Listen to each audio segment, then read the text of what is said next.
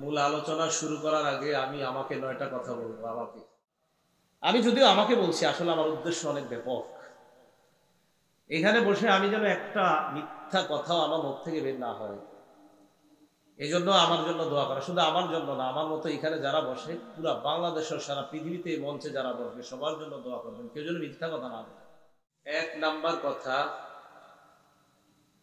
আমি বাকপটুতা প্রদর্শন করার জন্য যেন আপনাদের সামনে কোনো কথা না বলি।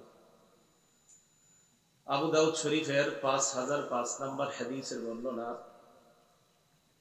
আব্দুল্লাহ ইবনে আমর রাদিয়াল্লাহু তাআলা আনহুর বর্ণনা, তিনি বলেন, قال رسول الله صلى الله عليه وسلم إن الله يبغض البليغ من الرجال الذي يتخلل بلسانه تخلل الباقرة بلسانها। রাসূল আকরাম সাল্লাল্লাহু আলাইহি ওয়াসাল্লাম ইরশাদ করেন, গরু যেইভাবে তার জিহ্বা নাড়িয়ে বিকট শব্দ করে, এইভাবে কোনো মানুষ যদি বাকপটুতা প্রদর্শন করার জন্য তার জিহ্বাকে দাঁতের সাথে লাগিয়ে চাবিয়ে চাবিয়ে অথবা বিভিন্ন অঙ্গভঙ্গি দেখেই মানুষের সামনে এরকম কথা বলে, ইন্নাল্লাহা ইউবগিজু, এই ব্যক্তিকে আল্লাহ অপছন্দ করে। 2 নাম্বার কথা আমি আমাকে বলছি, চিত্তাকর্ষক কোনো কথা নিজের পক্ষ থেকে যেন আমি বানিয়ে না বলি। আবু দাউদ শরীফের 5006 নম্বর হাদিসের বর্ণনা, عن أبي هريرة رضي الله تعالى عنه قال قال رسول الله صلى الله عليه وسلم من تعلم صرف الكلام ليسبي به قلوب الرجال أو الناس। যে ব্যক্তি চিত্তাকর্ষক কথা শিখে এই নিয়তে যে মানুষের দিলকে তার দিকে আকৃষ্ট করবে নিজের বানানো চিত্তাকর্ষক কথার মাধ্যমে, লাম ইয়াকবালিল্লাহু মিনহু ইয়াউমাল কিয়ামাতি সরফান ওয়ালা আদলা, কিয়ামতের ময়দানে আল্লাহ তার ফরজ নফল কোনো ইবাদত কবুল করবে না। সরফান ওয়ালা আদলানের আরেকটা অনুবাদ হবে তওবা।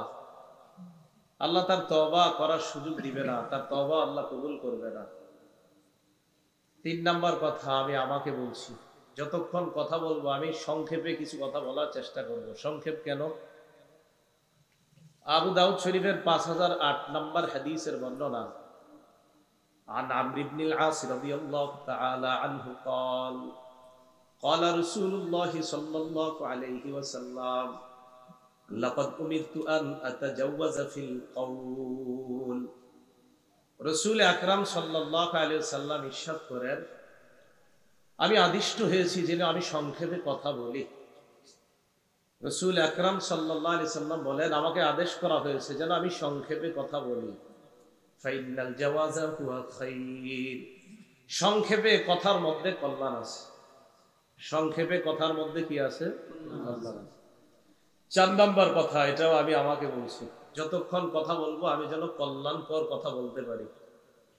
সহিহ বুখারীর 6018 নম্বর হাদিসের বর্ণনা, قال رسول الله صلى الله عليه وسلم من كان يؤمن بالله واليوم الآخر فلا يؤذي جاره। যে ব্যক্তি আল্লাহর প্রতি বিশ্বাস রাখে, আখিরাতে বিশ্বাস রাখে, সে যেন তার প্রতিবেশীকে কষ্ট না দেয়। ومن كان يؤمن بالله واليوم الآخر فليكرم ضيفه। যে ব্যক্তি আল্লাহকে বিশ্বাস করে, আখিরাতে বিশ্বাস রাখে, সে যেন মেহমানকে সম্মান করে। ومن كان يؤمن بالله واليوم الآخر فليقل خيرا أو ليصمت। যে আল্লাহকে বিশ্বাস করে, আখিরাতে বিশ্বাস করে, সে যেন কল্যাণকর কথা বলে, না পারলে যেন চুপ থাকে। যতক্ষণ কথা বলবো আমি যেন কল্যাণকর কথা বলতে পারি, এই দোয়া আপনারা করতে হবে। আর যদি কল্যাণকর কথা মুখ দিয়ে না আসে, যেন চুপ থাকি। চুপ থাকতে হবে কেন?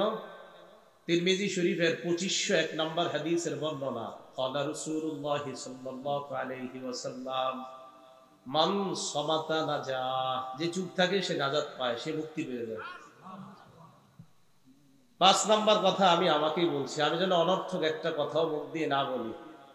সূরা মুমিনুনের শুরুতে আল্লাহ সফল ঈমানদারের পরিচয় দিয়েছেন, আউযু বিল্লাহি মিনাশ শাইতানির রাজীম, বিসমিল্লাহির রহমানির রহিম, قد أفلح المؤمنون الذين هم في صلاتهم خاشعون ওয়াল্লাযীনা হুম আনিল লাগবি মু'রিদুন। সফলকাম মুমিন তো তারা যারা নামাজি, বিনয়ী এবং যারা অনর্থক কথা কর্ম থেকে যারা বিরত থাকে, তারাই সফলকাম মুমিন। আল্লাহ আমাদের সকলকে সফল মুমিনের অন্তর্ভুক্ত হওয়ার তৌফিক দান করুন। অনর্থক কথা রাসূল আকরাম সাল্লাল্লাহু আলাইহি সাল্লাম একদম পছন্দ করতেন না। নাসাই শরীফের 1414 নম্বর হাদিসের বর্ণনা, এই হাদিসে আসছে কানা রাসূলুল্লাহ সাল্লাল্লাহু আলাইহি ওয়াসাল্লাম ইউকসিরু যিকরা, অধিকাংশ সময় আল্লাহর রাসূল জিকির করতেন, জিকির করা পছন্দ করতেন। ওয়া ইউকিল্লুল লাগওয়া, খুব স্বল্প সময় নবী কখনোই অনর্থক কথা বলতেন না। অনর্থক কথা ইউকিল্লুল লাগওয়া একেবারেই বলতেন না। ওয়া ইউতিলুস সালাত, লম্বা সময় ধরে নামাজ পড়তেন। ওয়া ইউকাসসিরুল খুতবা, খুতবা দিতেন সংক্ষিপ্ত, কথা কম বলতেন। তাহলে আমরা অনর্থক কথা একটাও বলবো না। তো এখন তো কথা আমি বলতেছি, তা আমার মুখ থেকে যেন একটা অনর্থক কথা না বের হয়, দোয়া করবেন। 6 নাম্বার, আমি এখানে বসে যেন একটা মিথ্যা কথাও না বলি। তিরমিজি শরীফের 1972 নম্বর হাদিসের বর্ণনা, ক্বালা রাসূলুল্লাহ সাল্লাল্লাহু আলাইহি ওয়াসাল্লাম ইযা কাযাবাল আবদু, বান্দা যখন মিথ্যা কথা বলে, তাবাআদা আনহুল মালাকু মিলাদ মিন্নাতি মা জাআ বিহি, বান্দা যখন মিথ্যা কথা বলে ফেরেশতা এই মিথ্যার দুর্গন্ধে 1 মাইল দূরে চলে যায়। মিথ্যা কথা বললে মিথ্যার গন্ধে ফেরেশতা 1 মাইল দূরে যায়। সহিহ বুখারীর বর্ণনা, আমাদের এই মজলিসটাকে ফায়াহুফুনাহুম বিআজনিহাতিহিম ইলাস সামাঈদ দুনিয়া, পুরা মজলিসটাকে ফেরেশতারা বেষ্টন করে আল্লাহর আসমান পর্যন্ত চলে গেছে। তো এখন এখানে যদি মিথ্যা কথা বলি, ফেরেশতারা থাকবে না, 1 মাইল দূরে যাবে? হ্যাঁ, এখানে মিথ্যা কথা বলা যাবে না। তিরমিজি শরীফের 1973 নম্বর হাদিস, আনা আয়েশা সিদ্দিকা রাদিয়াল্লাহু তাআলা আনহা ক্বালাত মা কানা খুলুকুন আবগাযা ইলা রাসূলিল্লাহি সাল্লাল্লাহু আলাইহি ওয়াসাল্লাম মিনাল কাযিব। আম্মা জান আয়েশা বলেন, আল্লাহর নবীর কাছে সবচেয়ে অপছন্দনীয় ছিল মিথ্যা কথা বলা। কেউ যদি মিথ্যা কথা বলতেন, মা ইয়াজালু ফি নাফসিহি, অন্তরের মধ্যে সারাক্ষণ এটা লালন করতেন, নবীর দিল থেকে এটা বের করতে পারতেন না। হাত্তা ইয়ালামা আন্নাহু ক্বাদ আহদাসা মিনহা তাওবা, যতক্ষণ তওবা না করত ওই মিথ্যা বেকারী ব্যক্তি, মিথ্যাবাদী তওবা না করা পর্যন্ত আল্লাহর নবী শান্তি পাইতেন না। মিথ্যা কথা বলছে, নবী শান্তি পাইতেন না, খানা খায় পেরেশান, নামাজে যায় পেরেশান, হইছে কি আপনার? ও আমার সাথে মিথ্যা বললো কেন? রাসূল আকরাম সাল্লাল্লাহু আলাইহি সাল্লাম মিথ্যা কথা সহ্য করতে পারতেন না।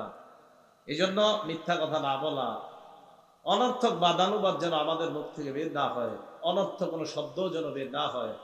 সহিহ বুখারী হাদিস নাম্বার 6473 নম্বর হাদিসের বর্ণনা, মুগীরা ইবনে শুবা রাদিয়াল্লাহু তাআলা আনহু বলেন, কানা রাসূলুল্লাহ সাল্লাল্লাহু আলাইহি ওয়াসাল্লাম ইয়ানহা আন কিলা ওয়া ক্বাল, নবীজি অনর্থক বাদানুবাদ করতে আমাদেরকে নিষেধ করেছেন। আল্লাহ আমাদেরকে সমস্ত প্রকার মিথ্যা অনর্থক কথাবার্তা বলা শোনা থেকে বেঁচে থাকার তৌফিক দান করেন। আমিন। 7 নাম্বার কথা, আপনারা আমার সামনে যারা বসা, আপনাদের প্রত্যেকটা মুহূর্ত আমার কাছে আমানত। আপনারা এখানে যারা বসা, মনে করেন আপনাদের 60 মিনিট সময় যদি আমি নিই, এই প্রত্যেকের 60 মিনিট করে গুণ দিতে হবে। এই জায়গায় যারা সবাই বসা 60 করে এরকম যোগ করবেন, সকলের 60 মিনিট যোগ করলে যা হবে এই পরিমাণ সময় আমানত নিয়ে আমি এখানে বসা। একটু যদি উল্টাপাল্টা করি আল্লাহর কাছে জবাবদিহিতা করতে হবে। সহিহ বুখারী 893 নম্বর হাদিস, ক্বালা রাসূলুল্লাহ সাল্লাল্লাহু আলাইহি ওয়াসাল্লাম কুল্লুকুম রা'ইন ওয়া কুল্লুকুম মাসউলুন আন রা'ইয়াতিহি, তোমরা সবাই দায়িত্বশীল, প্রত্যেককে তার দায়িত্বের ব্যাপারে জিজ্ঞাসা করা হবে। এখানে একটা দায়িত্ব নিয়ে বসেছি, এখন এই দায়িত্ব আমি সঠিকভাবে আদায় করেছি কিনা জিজ্ঞাসা করা হবে।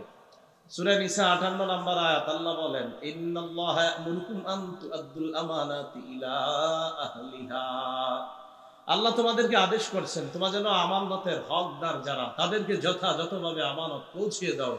এই আদেশ আল্লাহ তোমাদেরকে করছেন। আপনারা আমার কাছে প্রত্যেকটা মুহূর্ত আমানত, এই আমানত যেন আমি আপনাদেরকে পরিপূর্ণভাবে পৌঁছে দিই। এই জন্য শর্ত একটা মিথ্যা কথা না বলা, একটা অনর্থক কথা না বলা।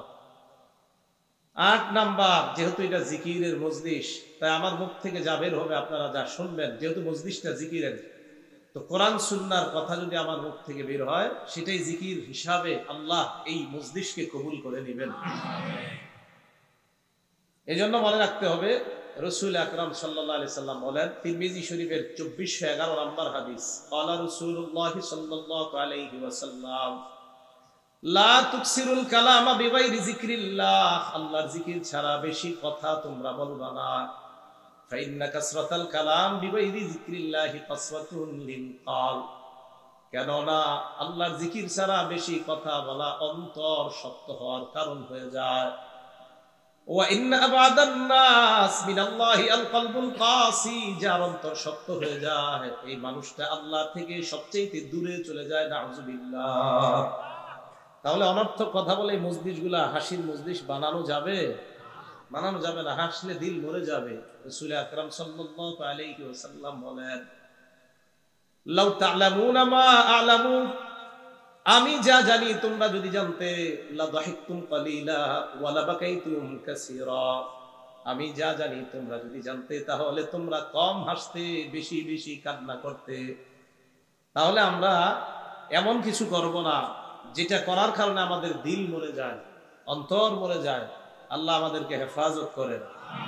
সর্বশেষ 9 নাম্বার কথা আমি আমাকে বলছি, মানে আমি একজন আলোচক, মানে আমার নাম বক্তা এখন, তাই আমাকে বলছি মানে অনেক কিছু বুঝাইতেছি। কোরআন সুন্নাহর কথা বললেই এটা জিকিরের মজলিস হয়ে যাবে। সহিহ বুখারীর 6098 নম্বর বর্ণনা, قال আব্দুল্লাহ ইবনে মাসউদ রাদিয়াল্লাহু তাআলা আন, আব্দুল্লাহ ইবনে মাসউদ রাদিয়াল্লাহু তাআলা আনহু বর্ণনা, ইন্না আহসানাল হাদিসি কিতাবুল্লাহ, সবচাইতে উত্তম কথা হলো আল্লাহর কোরআন। ওয়া আহসানাল হাদি হাদি মুহাম্মাদিন সাল্লাল্লাহু আলাইহি ওয়াসাল্লাম, সবচাইতে উত্তম পথ প্রদর্শন হলো আল্লাহ নবীর পথ প্রদর্শন। হাদিস দ্বারা উদ্দেশ্য হলো কোরআন এবং সুন্নাহর পথই হলো সর্বশ্রেষ্ঠ পথ। কোরআন সুন্নাহর মধ্যে যদি থাকা যায় পুরা মজলিসটা জিকিরের অন্তর্ভুক্ত হয়ে যায়। কোরআন সুন্নাহ। আল্লাহ আমাদেরকে কথাগুলো বুঝার তৌফিক দান করেন।